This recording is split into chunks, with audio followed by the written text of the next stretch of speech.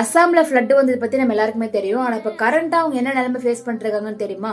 Government சொல்கிறபடி பார்த்தீங்கன்னா இந்த கோர வெள்ளத்தில் சிக்கி இது வரைக்கும் 75 பேர் பரிதாபமாக உயிரிழந்திருக்காங்க.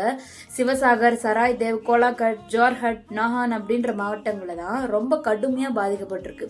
சரி, மனுஷங்க மட்டும்தான் இதில் பாதிக்கப்பட்டிருக்காங்களான்னு கண்டிப்பாக கிடையாது. மனுஷங்களை மாதிரியே இந்த வெள்ளத்தில் மௌனமான ஜீவன்களும் பெருமளவு பாதிக்கப்பட்டிருக்கு. ஸ்டேட் ஃபுல்லாக வந்து பார்த்தீங்கன்னா 88,000க்கும் அதிகமான விலங்குகள் வந்து கடுமையாக பாதிக்கப்பட்டிருக்கு.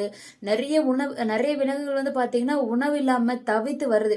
ஆயிரக்கணக்கான கால்நடைகள் வெள்ள நீர்ல அடிச்சு இறந்து போயிடுச்சு. கிராமப்புற மக்களுடைய வாழ்வாதாரமே இப்ப கேள்விக்குறியா இருக்கு. சரி, ஸ்டேட் ஃபுல்லா வந்து பாத்தீங்கன்னா 10 லட்சத்துக்கும் அதிகமான மக்கள் இதுல பாதிக்கப்பட்டிருந்தாலும் சுமார் 3.32 லட்சத்துக்கும் அதிகமான மக்கள் அந்த வெள்ளத்துல தங்களுடைய வீடுகள் எல்லாத்தையும் இழந்து 81 நிவாரண முகாம்களை தங்க வைக்கப்பட்டிருக்காங்க. கொஞ்சம் யோசிச்சு பாருங்க, ஒரே நைட்ல நம்ம வாழ்ந்த வீடா இருக்கட்டும், நம்ம சேர்த்த சொத்து நம்ம கண்ணு முன்னாடியே தண்ணியில அடிச்சுட்டு போனா அந்த வழி எப்படி இருக்கும்? எங்களுடைய வாழ்நாள் உழைப்பு எல்லாமே மொத்தமும் சில மணி நேரங்களில் தண்ணீர்ல மூழ்கி விட்டதுன்னு கண்ணீரோட தவிக்கிறாங்க அந்த மக்கள். வீடுகள் எல்லாமே அந்த தண்ணியில அடிச்சுட்டு போனதுனால, ரோடு, பிரிட்ஜ் எல்லாமே அடிச்சுட்டு போனதுனால மக்களுடைய இயல்பு வாழ்க்கை ரொம்பவே கஷ்டமா இருக்கு. மீட்பு குழுவினர் வந்து அவங்களுக்கு ஃபுட்டு, அத்தியாவசிய பொருட்கள்லாம் கொடுக்கணும்னு நினைச்சாலும் அவங்களாலுமே வந்து போக முடியாத அளவுக்கு ரொம்ப கஷ்டமான ஒரு சூழல் தான் இப்போ அசாமில் வந்து இருக்கு.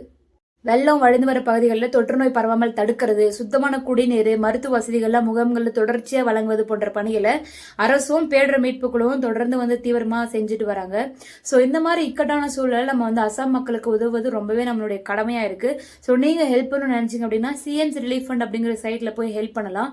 இந்த இயற்கை பேரிடலிருந்து அசாம் மக்களும் அந்த வாயில்லா விலங்குகளும் விரைந்து மீண்டு வர நம்ம அனைவரும் கரம் கொடுக்கணும். இந்த வீடியோவை ஷேர் செஞ்சு உண்மையான நிலவரத்தை பலருக்கும் கொண்டு சேர்க்க உதவுங்க.